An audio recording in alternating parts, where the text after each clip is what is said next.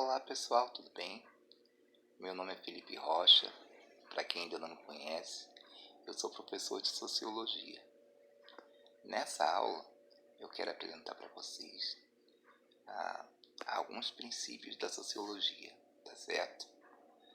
Esse slide eu tinha feito para revisão dos alunos lá do GEPAM, mas eu resolvi usar ele também para vocês, tá? Aqui, principalmente para o pessoal do EJA, o pessoal que precisa fazer atividades de Sociologia. Então, a gente vai trabalhar com a habilidade de identificar e analisar e comparar diferentes fontes de narrativas expressas em diversas linguagens, com vista à compreensão de ideias filosóficas e processos e eventos históricos, geográficos, políticos, econômicos, sociais, ambientais e culturais. Então, a gente vai comparar diferentes fontes de narrativas, tá? E linguagens nesses processos históricos que tem muito a ver com a sociologia. E para começar, a gente vai relacionar a sociologia com outras disciplinas. E a relação entre essas disciplinas. Por exemplo, a sociologia e a história. Qual a relação entre a sociologia e a história? Muitas vezes a aula de sociologia se parece muito com uma aula de história, porque a gente sempre vai buscar eventos históricos, acontecimentos de uma época. No entanto, no caso da sociologia, muito mais que os fatos históricos, a preocupação em entender como um determinado acontecimento, como um determinado evento teve influência sobre a sociedade. Isso é, como esses eventos reforçam acontecimentos sociais, acontecimentos que influenciam muitas pessoas. A gente tem uma relação muito grande com a filosofia, pois a filosofia é uma disciplina do pensar, como a sociologia. Talvez a diferença da sociologia para a filosofia, a principal diferença seja no objeto de estudo. O objeto de estudo da sociologia, como a gente vai aprender mais à frente, são os fatos sociais. Isso é, aquilo que influenciam as pessoas, influenciam os grupos sociais. E a filosofia tem um objeto mais amplo do conhecimento em si mesmo. Logo, filosofia vem da palavra amor à sabedoria. Então, a filosofia tem um aspecto muito mais amplo. No entanto, o método é bastante diferente. Tá? E a psicologia é uma outra disciplina, uma outra área do conhecimento que se aproxima muito da sociologia, uma vez que a filosofia busca entender o indivíduo por si e a sociologia busca compreender o indivíduo mais relacionado à sociedade, a relação dele com o social, como o social impacta na vida desse indivíduo. Bem, esses avisos importantes eu não fiz aqui para cá, pessoal do Célio, mas é importante que ao final vocês façam um resumo da aula dos principais pontos e me mandem, tá? Eu vou disponibilizar o WhatsApp depois. Bem, em que período histórico surge a sociologia? Então a gente tem aqui uma divisão histórica, uma divisão da história do mundo. E é importante, porque é importante entender em que período histórico surge a sociologia. Isso é muito importante, haja vista que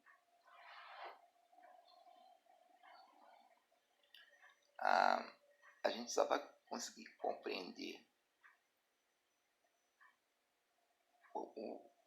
os eventos que tornaram possível o surgimento da sociologia, entendendo como houveram transformações no mundo. E a gente vai começar lá pela antiguidade. A gente está falando desse período que a gente chama de história, tá? Existe a história e a pré-história. Então a gente tem aqui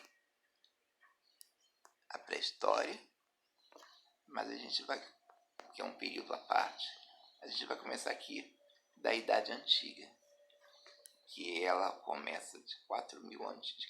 e vai até 476 depois de Cristo. Ela tem como fato inicial a invenção da escrita lá pelos sumérios. Mas o que me importa aqui é a antiguidade clássica, as características desse momento, principalmente entre gregos e romanos, que eram povos considerados clássicos. Eles tinham um tipo de vida onde o trabalho era escravo, isso é, pessoas livres não trabalhavam no campo, especialmente, que era o lugar de onde se tirava a subsistência, uma vez que era uma sociedade agrícola. Então, quem trabalhava no campo, se os homens livres não trabalhavam no campo? Os escravos. Os escravos trabalhavam no campo. O trabalho era considerado algo penoso. Então, o homem livre ele não deveria trabalhar. Ele deveria se dedicar a outro tipo de fazer, como a arte da guerra, que é muito importante, e a gente vai explicar por que daqui a pouco, como a política, como a filosofia, como as artes. O homem ele deve se dedicar a isso, e não aos afazeres, ao trabalho, que são considerados afazeres menores. Por isso que era dito que o escravo não tinha alma. Para a gente entender, alma no sentido grego tem muito a ver com mente, inclusive a palavra psico. Então é como ele não pensasse, porque ele não tem tempo para se dedicar aos saberes considerados superiores. O grego livre, o homem livre, ele tem tempo para isso, tempo para se dedicar para a política. Lembra que o homem era considerado animal político, no zoom político. Zoom significa animal. Então, na sociedade grega, o trabalho era feito pelos escravos. E onde se conseguia os escravos? Através da guerra. Por isso, era uma sociedade voltada para a guerra, onde desde muito pequeno, mesmo na escola, já se aprendia, existia educação física, tá? As escolas, inclusive, tinham nomes peculiares, como o ginásio, que vem de ginos, onde significa nu, e porque as pessoas usavam roupas de esporte na escola, e se aprendia, claro, se aprendia língua grega, se aprendia música, se aprendia aritmética, mas também se aprendia a guerra, a arte da guerra, montar a cavalo, etc, etc, porque isso era essencial. A guerra, os gregos deviam ser muito, muito bem preparados para a guerra. Quanto à religião, eles eram politeístas, eles acreditavam em vários deuses. A gente tem aqui o que a gente chama de mitologia grega, mitologia romana, especialmente nesse momento, tá? Então, essas são as características da antiguidade. E na Grécia a gente vai falar sobre democracia. Democracia, onde as pessoas, o governo do povo, onde as pessoas, o homem livre, pode participar diretamente da vida política. E numa aula específica a gente pode até falar sobre esse tema, a gente fala sobre esse tema geralmente no terceiro ano. Agora, o que acontece? Esse modelo, a gente teve um período da Grécia, depois a gente teve o período de Roma, foi um grande império que dominou grande parte do mundo. A gente vai falar um pouquinho disso mais à frente.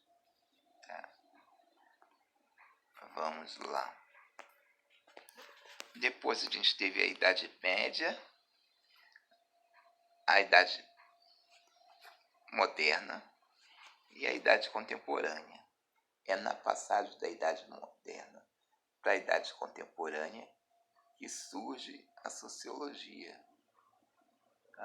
Na verdade, a gente já estava na Idade Contemporânea, no início da Idade Contemporânea, no século XIX, tá? Isso quer dizer 1820, aproximadamente, na década de 20, surge a sociologia. Opa, vamos lá.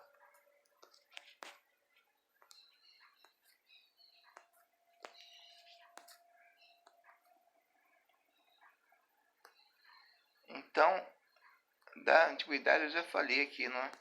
As características que eles eram povos guerreiros, que a economia era escravista, a religião era politeísta. E também eles eram povos muito avançados. A gente sabe que a gente deve à Grécia a filosofia, que tem 4.000 anos de história. A gente deve à Grécia a política. Existe o teatro grego. A gente diz que o pai da medicina é um cara chamado Hipócrates, um grego. Então, eles eram extremamente avançados, e tanto gregos como romanos. Por exemplo, a república, o direito, tem base romana. Opa, isso aqui. Tudo bem. Então, isso é bastante importante. Deixa eu ver se eu tiro isso aqui. Não consegui. Vamos lá.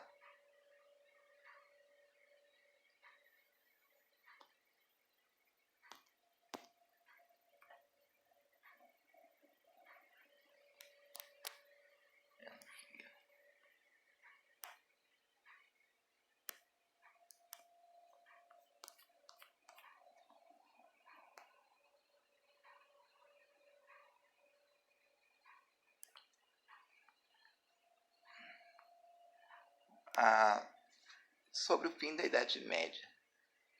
Quanto ao fim da Idade Média, a gente tem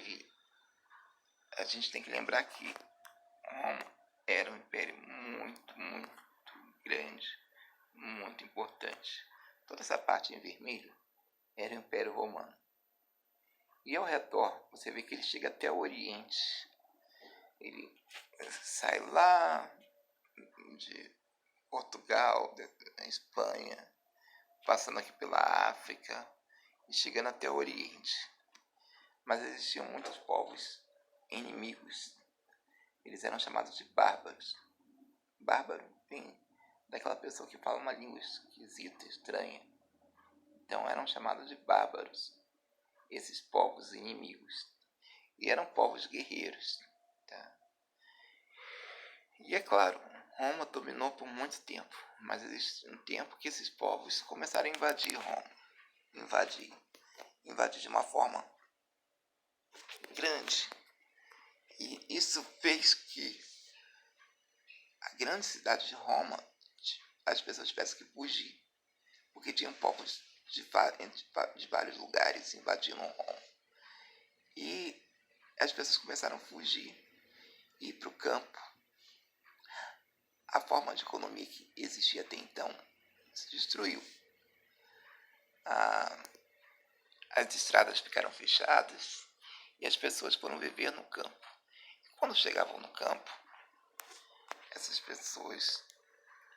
a gente tem aqui uma imagem em que simula a guerra, tá? Roma sendo invadida. E essas pessoas acabam tendo que ir para o campo. E chegando lá, existem guerreiros que cuidam da segurança dessas pessoas.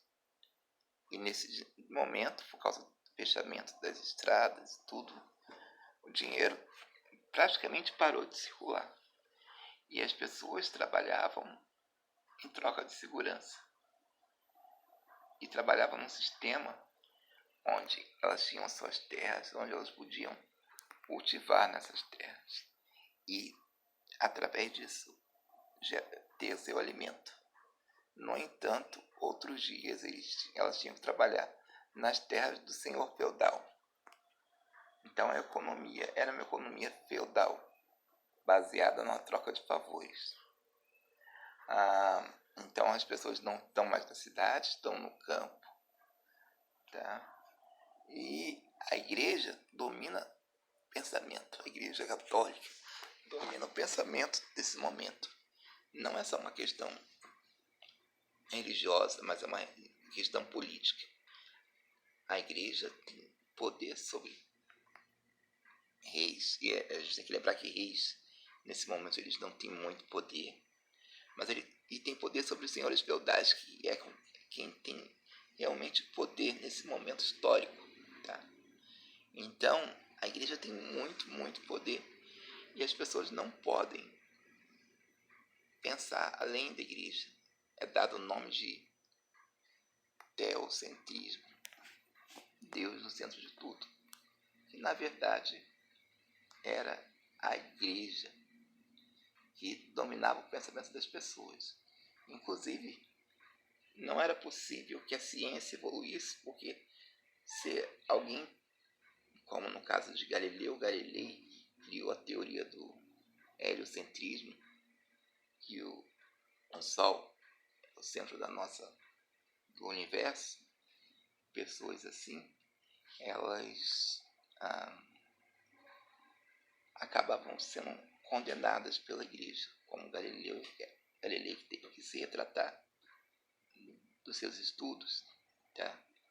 Então era todo aquele conhecimento, o teatro que da antiguidade foi substituído por um teatro basicamente religioso. Muita coisa era proibida, inclusive pessoas que estavam contra esse poder absoluto da Igreja Católica eram condenadas pelo Tribunal da Santa Inquisição.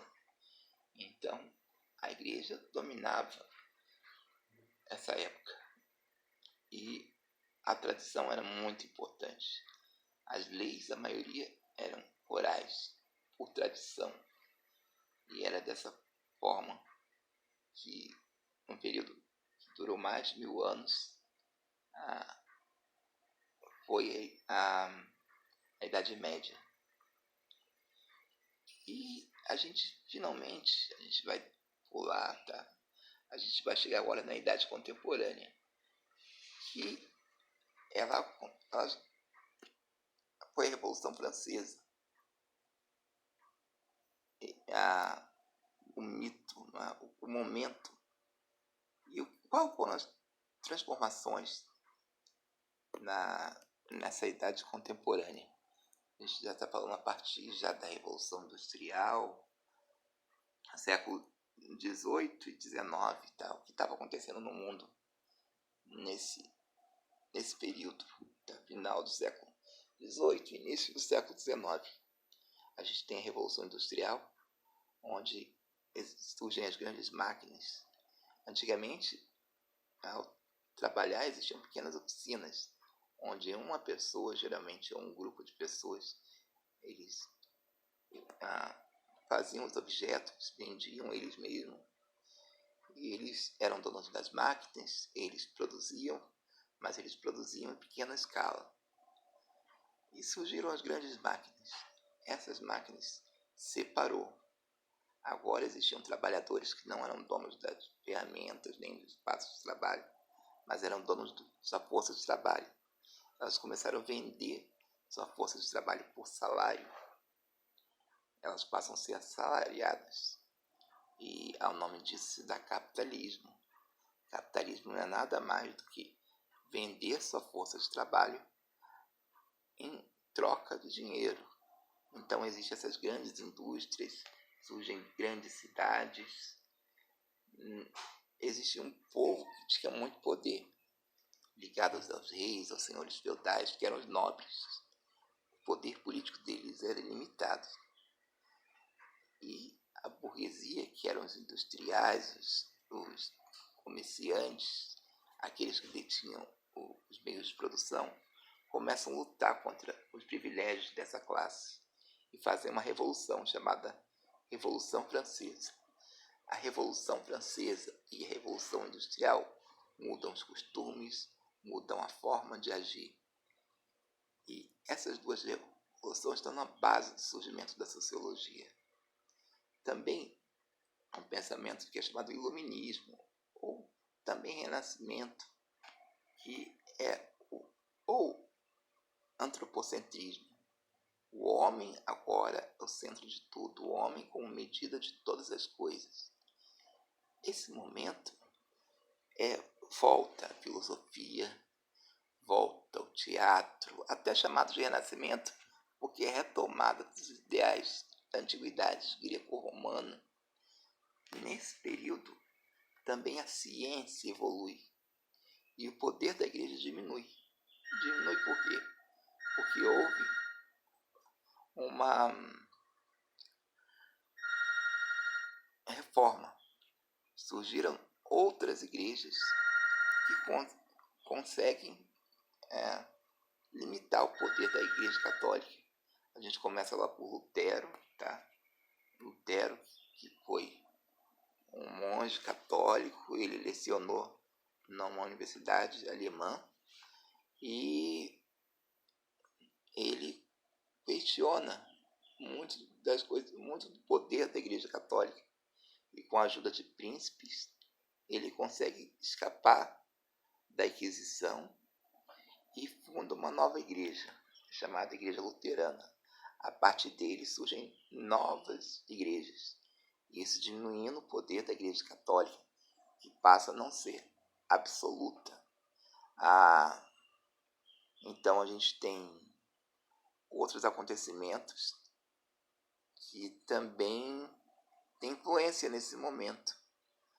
Inclusive, o mundo se transforma muito rapidamente. Grandes fábricas, cidades, a pobreza dos trabalhadores da área urbana, das empresas, que chegavam a trabalhar 18 horas por dia, entre 16 e 18 horas por dia. Mulheres, crianças a partir de 7 anos trabalhavam com salários miseráveis. Trabalhadores viviam em lugares imundos nas grandes cidades, ratos, doenças. E, por outro lado, uma riqueza muito grande da burguesia, que tinham bairros riquíssimos. E também as tradições que eram muito cultivadas, elas perdem valor, já que numa visão capitalista essas tradições não têm o mesmo valor.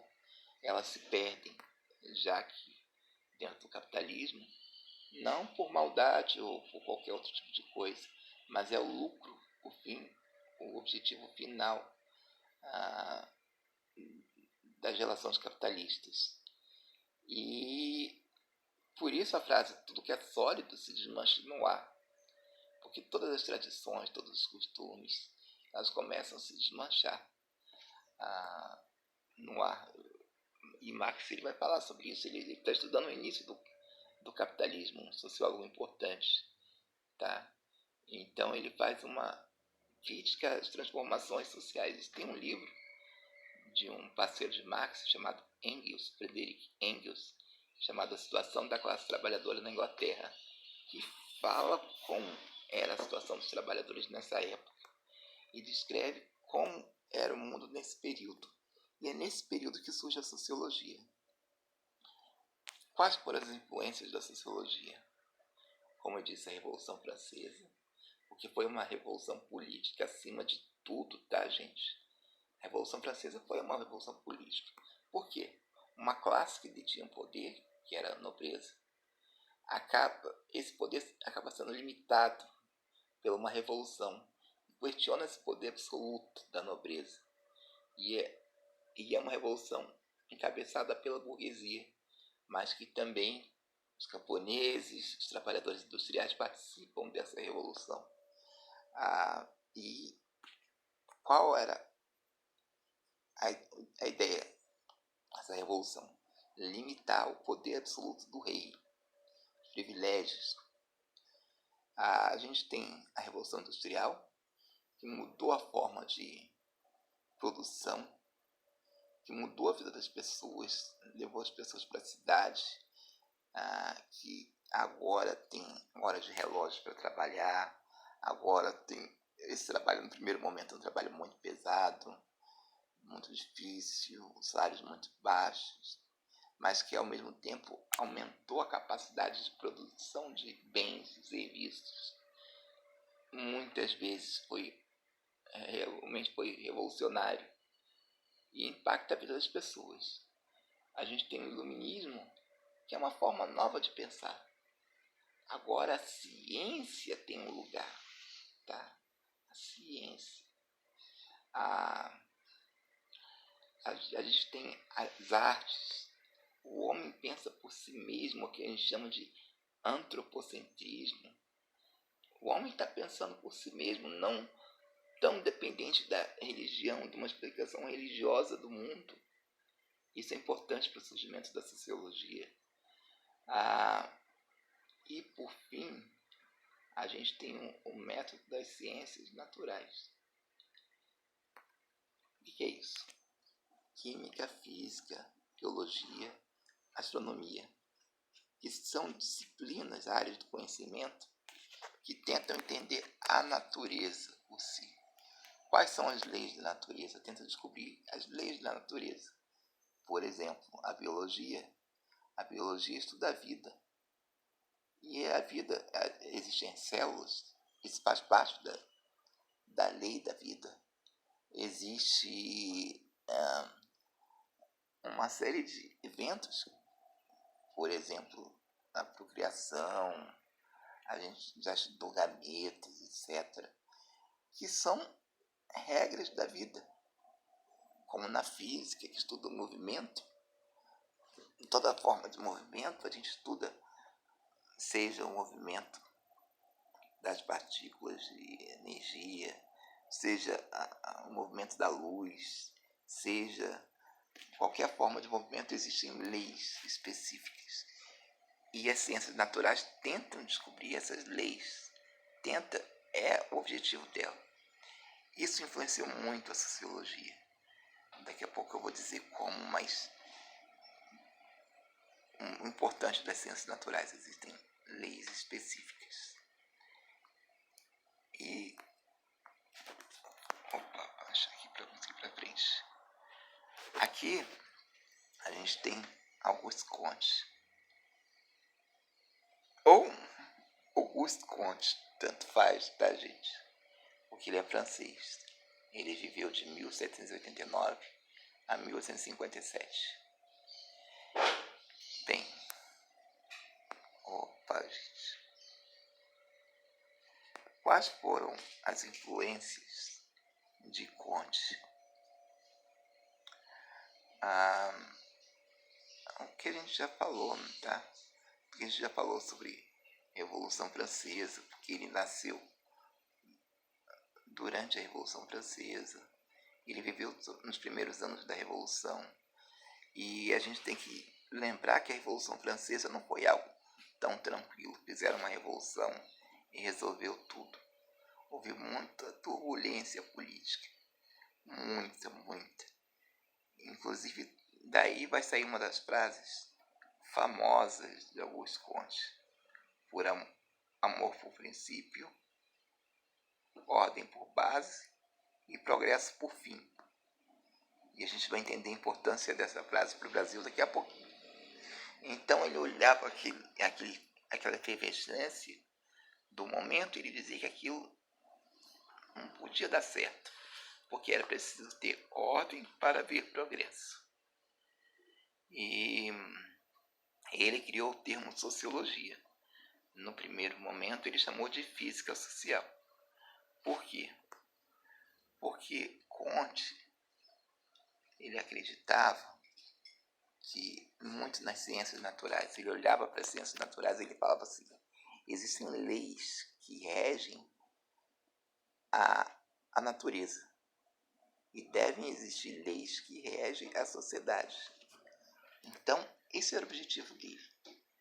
E para criar essas leis, ele vai falar sobre os 3 estágios, que a gente vai falar daqui a pouco, para entender como funcionam essas leis, para propor algo sobre essas leis que regem a sociedade, uma proposição.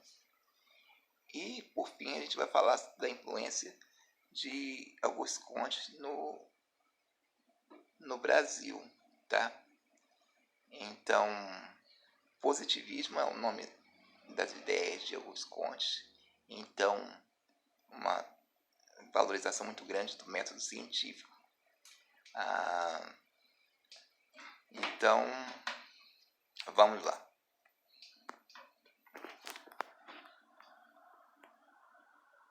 Opa, 3 estágios.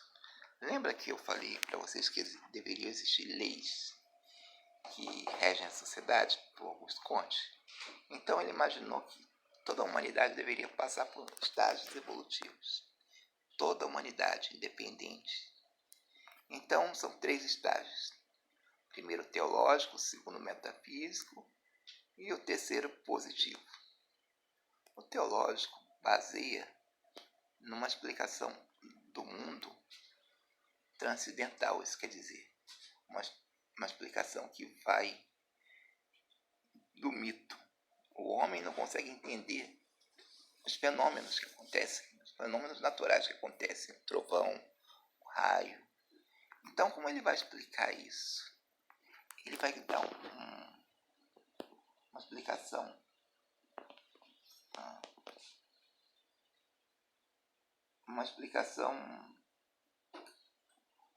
que fale sobre os deuses, tá? Uma explicação sobrenatural. Existe o Deus do fogo, o Deus do raio.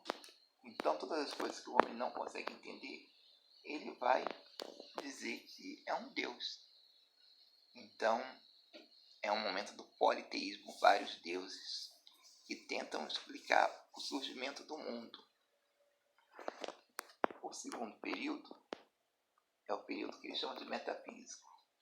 Meta significa acima e físico, mundo físico, tá? Então, acima do mundo físico, e daqui a pouco eu vou explicar por quê. Mas, nesse período, basicamente, o homem, ele pensa, ele tem a capacidade de pensar, refletir. Ele já não busca todas as explicações como explicações sobrenaturais. Por exemplo, a gente pode pensar nos filósofos antigos, naqueles chamados pré-socráticos. Esses filósofos, um deles acreditava que em todas as coisas que ele via umidade. Umidade do cabelo das pessoas, umidade, seja, sei lá, na nossa pele, umidade dos objetos. Então ele chegou à conclusão, racionalmente, que a origem de todas as coisas era a água. Ele estava errado? Sim, ele estava errado. Mas observe que ele usou um raciocínio lógico. Então, nesse período se substitui esse pensar esse pensar abstrato, que pensa em explicações do além, por um pensar lógico da filosofia. É a era da filosofia. No entanto, a crítica de Auguste Comte, por isso o nome metafísico, que a filosofia tenta entender tudo, as coisas que são desse mundo e as coisas que não são desse mundo. Por exemplo, para onde existe vida após a morte, para onde eu vou, o que é o amor, etc. Coisas que para Comte não se pode ter uma explicação absoluta. São coisas que estão para além dessa vida, para além desse mundo material. Por isso, sua crítica, ele chama esse período de metafísico. Tá? E por fim, a gente tem o período positivo, que influencia o nome das ideias de Kant, que é o positivismo, que não é nada mais que a crença na ciência, tá? As explicações científicas. Agora existe um método, a ciência tem um método, a ciência propõe uma hipótese, a ciência testa essas hipóteses, e a ciência se concentra em coisas que são desse mundo, não coisas que vão além desse mundo. E para ele esse é o período mais avançado, é o período que em certo momento toda a humanidade vai chegar, tá? Bem, no Brasil, essas ideias de Kant, chamadas de positivismo, tiveram muita influência. Inclusive porque, embora Kant não acreditasse na religião, ele fundou uma igreja que acreditava na ciência, cuja o lema é amor por princípio, a ordem por base e o progresso por fim. A igreja positivista. E até hoje essa igreja existe no mundo. Na França, que é o país forte, e no Brasil. Essa é a igreja positivista do Rio de Janeiro. Inclusive, eu passei lá muitas vezes quando criança, porque meu pai trabalhava próximo a essa igreja. Eu não sabia que era igreja positivista ainda, mas eu me lembro muito bem dela, tá? E muitas pessoas influentes no Brasil pertenciam a essa igreja, inclusive as pessoas que fundaram a República no Brasil. Haja vista que a República no Brasil foi um golpe, não teve participação popular. Os militares, houve uma festa no Império, e num lugar chamado Ilha das Cobras, tá? Entre Rio e Niterói. E nessa festa, os militares invadiram e dominaram o rei e sua família e implantaram a República no Brasil. E quando eles implantaram a República, a maioria deles pertenciam à Igreja Positivista do Rio de Janeiro. Por isso, eles criaram eles eram militares, tem que lembrar. A Primeira República a gente chama de República da Espada, para quem lembra lá da história. Então esses militares pensaram, por que não pegar uma frase de Augusto Comte e colocar no centro da igreja, no centro da bandeira brasileira? Ordem e progresso. Bem, pessoal, essa aula de hoje, tá? Aqui eu estou terminando. E para terminar mesmo, eu gostaria de fazer um pedido para vocês. Vocês vão fazer um resumo, basicamente dizendo qual foram as influências da sociologia e quais foram os 3 estágios de Augusto Comte, e vão me enviar. Eu vou deixar depois para vocês um número que vocês vão enviar isso, tá? E por enquanto é isso. Um grande abraço para vocês.